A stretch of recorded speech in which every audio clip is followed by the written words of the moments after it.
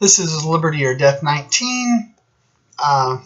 This is the first of a series of videos that I'm going to be doing addressing just random constitutional issues that tend to go through my mind during the day. I'm going to post these mainly for informational purposes. Anyone that wants to, look at them and get some education on some issues and subjects dealing with our Constitution and the founding of our country. Basically, what I'm looking at today, I went across some things earlier on the Articles of Confederation, and the Articles of Confederation was a rough draft of our U.S. Constitution that we know today, and it was ratified in 1781, and it acted as our Constitution at that point in time. But many things were found in that rough draft that at the time were not seen as sufficient due to a perception that there was an urgency to give more central control to the federal government due to, perceived needs at the time for fighting the war and the revolution. And it was changed because just like we today have a bad habit of giving the federal government more power when we think that it's urgent that we do so, it even happened back then.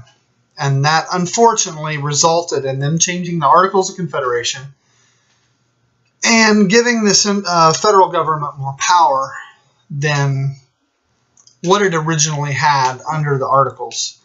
Articles of Confederation brought on the federal government as nothing more than an advisor, with Congress being used to settle disputes in cases of appeal, and also when it came to doing treaties and international type deals. The need, or the perceived need, for more central control came from the desire to defeat the British and feeling like central government was needed to give the military the supplies and supply the logistics that were needed in order to be successful and have a victory. So basically, the Articles of Confederation were changed given a knee-jerk response to, oh my gosh, we need a powerful central government. A lot of it is similar to exactly what we see today. What we saw post 9/11 with the Patriot Act, what we've seen with the National Defense Authorization Act, which authorizes indefinite detention of American citizens, effectively nullifying the Fifth and Sixth Amendment and denying Americans a due process, which is still in the NDAA. Each year when they vote on it to renew it, it's still in there. So this Articles of Confederation, the way that it was originally set up was quite clever. It was set up so that the federal government did not have any federal authority in order to impose on the states, on the sovereign states. Now today, in theory, we have the 10th Amendment, but how many times has that 10th Amendment been trampled by use of, I don't know, blackmail, i.e. Common Core, or a number of other instances where states have been forced to bow to the federal government under threat of either withholding funding for X program or whatever. The Articles of Confederation, sometimes I wonder if we weren't better off sticking with that. If we weren't better off sticking with sovereign independent states that were free from any kind of federal overreach or tyranny. I think that what it became, which is our Constitution we know now, even though we have our Bill of Rights in place, it opened up Pandora's box, unfortunately. And later on, even as recent as the John Adams presidency, it started to show that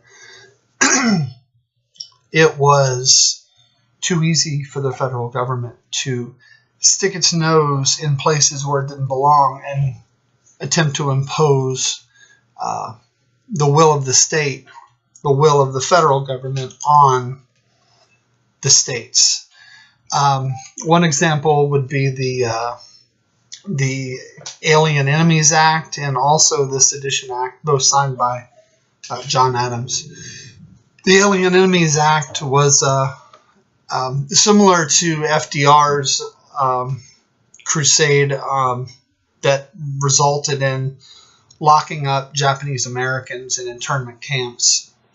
The Alien Enemies Act did the same thing to anyone with any kind of affiliation to the French, because at the time, the Federalists that controlled Congress wanted to go to war with France, and that was seen as being a necessary evil at the time that John Adams did put his name on. And also the Sedition Act, which was effectively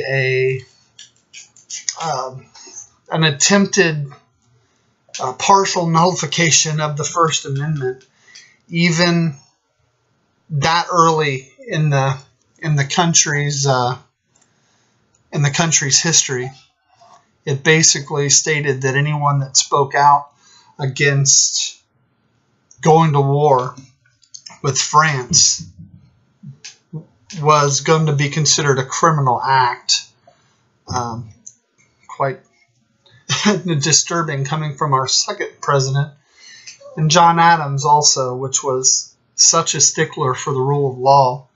It was curious that he would want to put his name on such legislation. Those were just a few thoughts that I wanted to throw out there. Just bringing the attention to the shift that came from the Articles of Confederation that jumped to our Constitution we know today, that gave the potential for the federal government to seize the power that it basically has today. And the fact that it was done as a knee-jerk reaction to an immediate perceived need. And I contrast that with today and the post 9/11. Oh my gosh, we have to do this, that, and the other to make us safe. Which I'm going to do that in another video because it's too much here, and I'm already going on 10 minutes. So I'll address that in probably a later video. But I just thought that those were some thoughts that a lot of people don't realize the extent of American history and why certain things are the way they are. And I really feel like education needs to be put out there for people so that they know how America came to be where it's at. I think it's very important to know where we're going based on where we've been. So that being the main reason for me doing this, I feel like I have a duty to inform. So till next time, I'm signing off now.